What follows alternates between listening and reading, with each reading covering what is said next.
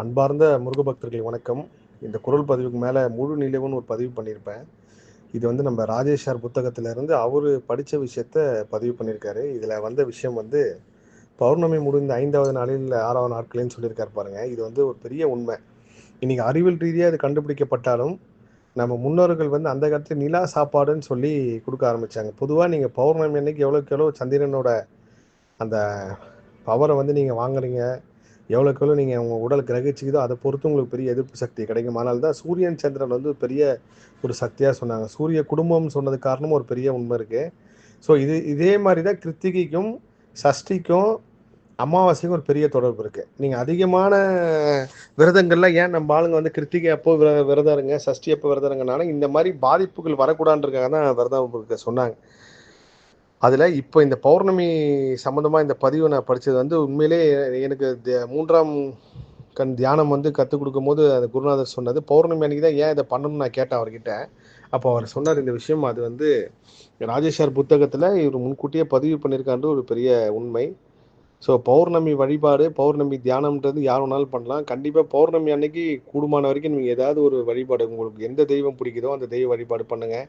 நிலாவோட கதிர்வீச்சுகள் வந்து உங்கள் மேலே படுற மாதிரி கடல் பக்கமாகவோ இல்லை உங்கள் வீட்டு மாடியிலையோ அது வந்து கண்டிப்பாக நீங்கள் அது கிரகிக்கும் போது அந்த உண்மை உணரும் உங்களுக்கு. ஏன்னால் அதில் ஒரு மிகப்பெரிய மனசக்தி வேலை செய்யுது. நீங்கள் ஜோதிடர்கள்ட்ட போனீங்கன்னா சந்திரன் தான் மனம் சொல்லுவாங்க. அந்த மனம் நல்லா இருந்தால் தான் எல்லாமே கிடைக்கும். அந்த மனசு நல்லா இருக்கணும்னா நீங்கள் இந்த நிலா வழிபாடு அப்படி நீங்கள் எந்த தெய்வத்தை கும்பிடலான்னு பரவாயில்ல, எந்த மத நம்பிக்கை இல்லைனாலும் பௌர்ணமி அன்னைக்கு நீங்கள் சாதாரணமாக நிலாவை பார்த்து வணங்கி கேட்டிங்கனாலே உங்களுக்கு ஒரு மிகப்பெரிய மாற்றத்தை வாழ்க்கையில் உருவாக்கும். உண்மை. எல்லா புகழும் முருகனுக்கே. நன்றி.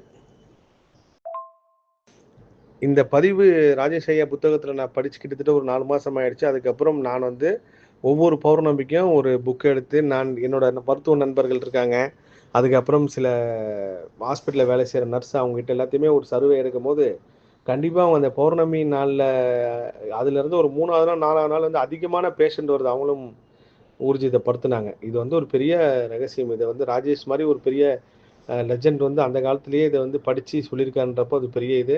இந்த புத்தகம் வந்து ராஜேஷ் சாரோட புரியாத பொதுன்னு ஒரு புத்தகம். கண்டிப்பாக புத்தகம் படிக்கிற பழக்கம் இருக்கிறவங்க இந்த புத்தகம் வாங்கி படிங்க. அதே மாதிரி நான் வந்து முருகர் ஆராய்ச்சியில் ஃபஸ்ட்டு வந்தப்போ நிறைய புத்தகங்கள் வாங்கி படித்தேன். அது எல்லாம் படித்து முடிச்சு அப்படியே என் கையில் இருக்குது. அந்த புத்தகத்தை கண்டிப்பாக ஏதாவது ஒரு நிகழ்வில் முருக பக்தருக்கு அதை கொடுத்துடணும். ஏன்னா நான் படித்து உணர்ந்த விஷயத்த அவங்களும் அதை தெரிஞ்சுக்கணும்னு சொல்லி கொடுக்கலான்னு இருக்கேன். அந்த புத்தகம் மொத்தமும் திரட்டி வச்சுருக்கேன்.